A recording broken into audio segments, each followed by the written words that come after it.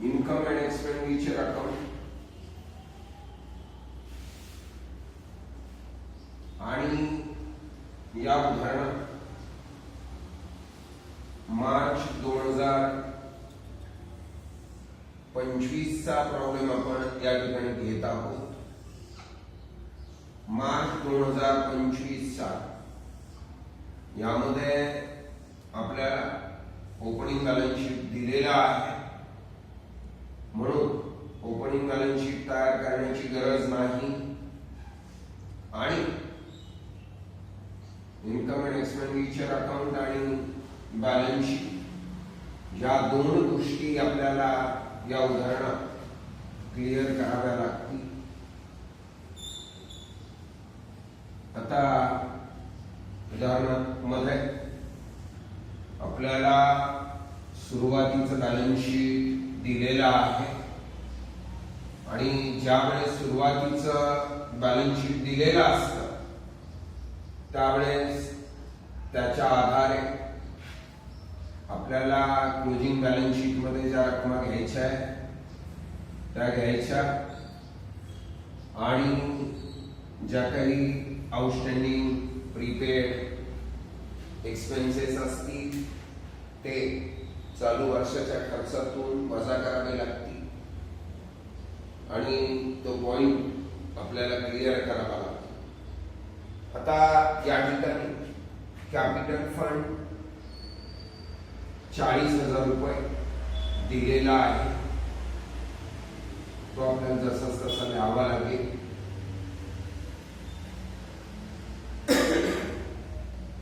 Outstanding expenses मागच्या वर्षाचं देणं बाकी आहे ते चालू वर्षामध्ये आपण पेड केलेलं असेल, त्यामध्ये वेजेस वर अजून एक ऍडजस्टमेंट आहे, लेस लास्ट ईयर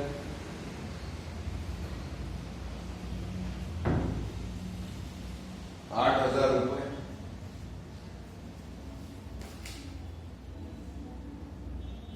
नंतर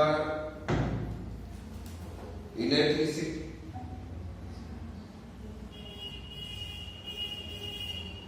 लेस लास्ट ईयर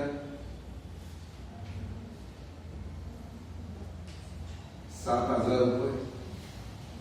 याच्यावर पुढे ऍडजस्टमेंट नाही आहे म्हणून ती रक्कम बाहेर घेता येईल। त्याच्यानंतर स्टेशनरी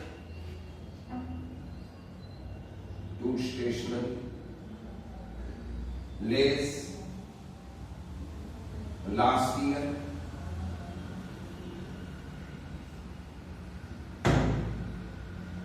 ₹1,000। अशा पद्धतीने मागच्या वर्षाचे खर्च चालू वर्षामध्ये आपण पेड केलेले असल्यामुळं ते चालू वर्षाच्या खर्चातून वजा करावे लागतील। त्याच्यानंतर आता ऍसेट्स आहे, मशिनरी ही स्थावर मालमत्ता आहे, फिक्स ऍसेट आहे, म्हणून फिक्स ऍसेट आपल्याला जशी तशी घ्यावी लागेल। ₹10,000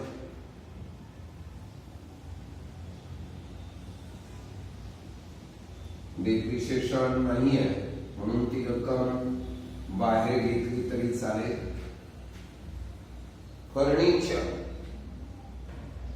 फर्निचरवर ऍडजस्टमेंट ₹20,000 इनर ग्लास ठेवा। गव्हर्नमेंट बॉन्ड ऍसेट साईडला लावावं लागेल। आपण गव्हर्नमेंट बॉन्ड्स मध्ये पैसे गुंतवणूक केलेली आहे 6,500। आता मागच्या वर्षाची वर्गणी आउटस्टँडिंग सबस्क्रिप्शन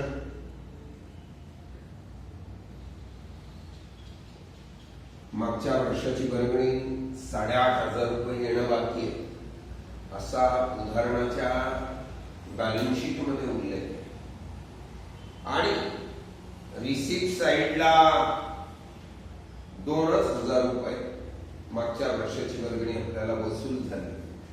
मग आता 18-19 ची वर्गणी 8,500 होती, त्याच्यातून फक्त 2,000 रुपये तुम्हाला मिळाले, म्हणजे 6,500 रुपये वर्गणी अजूनही घेणं बाकी आहे. मग येणे रक्कम असल्या कारणाने तुम्हाला ती ऍसेट साईडला लिहावी लागेल, त्याच्याशिवाय टॅली होणार नाही. मला लक्षात. मग त्याच्यानंतर पुढे कॅश ॲट बँक आणि कॅश इन हँड या दोन्ही अमाऊंट इथे आहेत, म्हणून त्या कट झाल्या.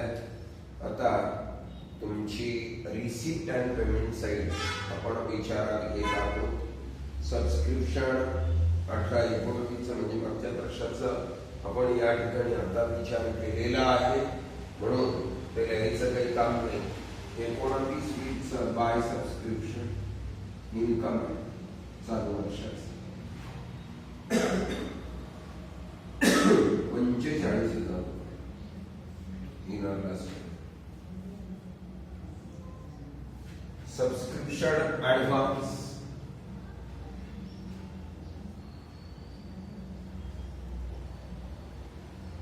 ₹3,000.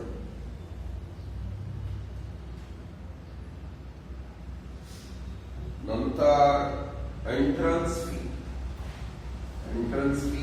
म्हणजे प्रवेश फी आपल्याला मिळाली, जे आपल्या दृष्टिकोनातून इन्कम होईल.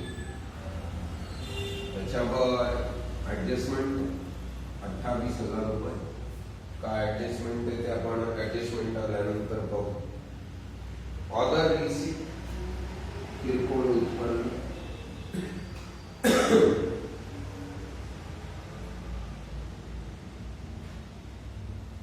5,000 रुपये.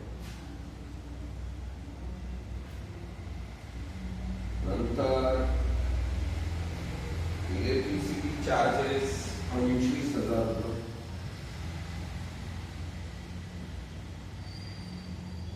त्याच्यातून 7,000 रुपये वजा झाले, 18,000 रुपये बाहेर घ्या. वेजेस 22,000, त्याच्यातून 8,000 वजा झाले, 14,000 इनरला राहून. स्टेशनरी 3,000, त्याच्यातून 1,000 वजा झाली मागच्या वर्षाची 2,000.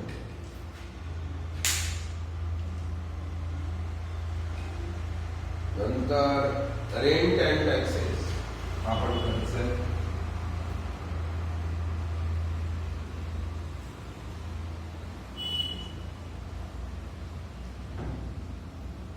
11,800.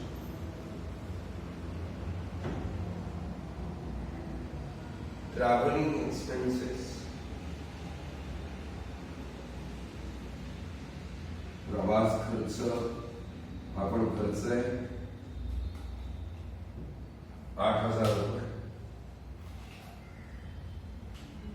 नंतर शेवटच्या दिवसाचे बॅलन्सेस या ठिकाणी 19-20 ची वर्गणी येणं बाकी आहे, ऍडजस्टमेंट आहे, म्हणून इथे जागा सोडायची आहे. त्याच्यानंतर कॅश इन हँड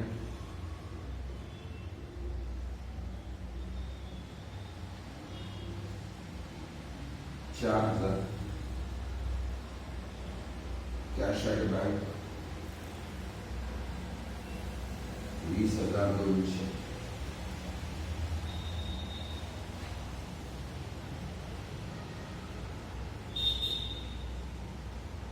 आता या ठिकाणी तुमचं उदाहरणार्थ रिसिप्ट अँड पेमेंट साईड संपली. आता आउटस्टँडिंग वेजेस मध्ये ऍड आउटस्टँडिंग 14,450 बाहेर घ्या. वेजेस आउटस्टँडिंग 450 रुपये लागली सध्या आवडली. Entrance fee should be capitalized, less capitalized.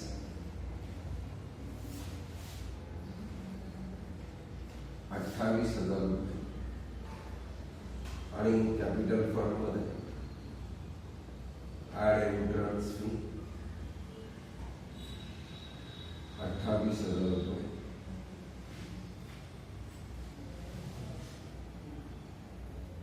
Depreciate furniture 10%. Less depreciation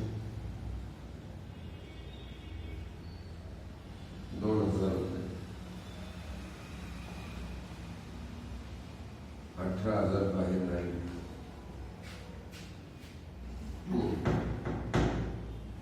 Depreciation on furniture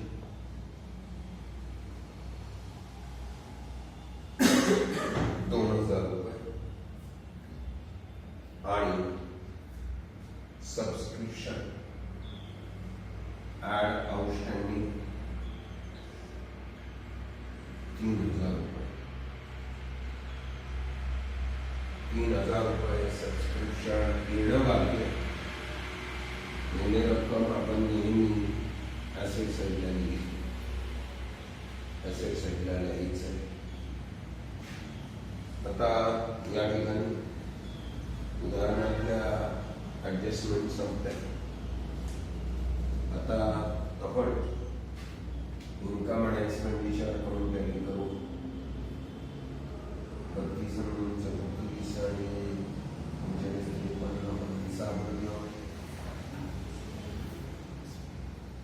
56,250 रुपये डेबिट बाजू आहे.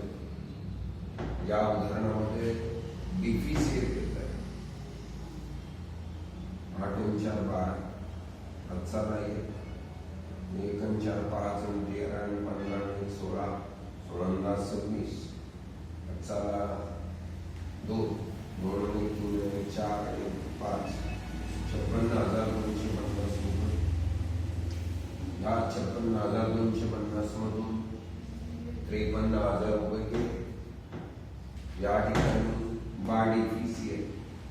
आता तुम्हाला डिफिसिएट आपण कधी लिहिलं नव्हतं, आजच्या उदाहरणामध्ये लिहितोय.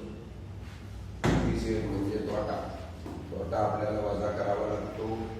म्हणून या ठिकाणी 67,000 लेस डिफिसिएट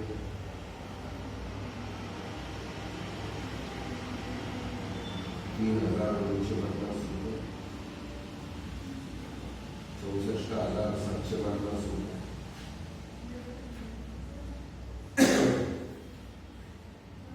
बारा 68,200 दोन्ही बाजूची टोटल येते का पहा. जर आली तर समजायचं आपलं उदाहरण बरोबर, नाही आली तर म्हणून समजायचं आपलं उदाहरण कुठेतरी चुकलं. 68,200 दोन्ही बाजूची टोटल आली. या ठिकाणी उदाहरण संपलं. अशा पद्धतीने आपल्याला नॉट फॉर प्रॉफिट कन्सर्नचा प्रश्नपत्रिकेमध्ये बॅलन्स शीट दिलेला असेल तर ओपनिंग बॅलन्स शीट आपल्याला तयार करायची गरज नाही. आणि याच्या माहितीच्या आधारे आपल्याला इन्कम आणि एक्सपेंडिचर अकाउंट आणि बॅलन्स शीट या दोन्ही गोष्टी क्लिअर कराव्या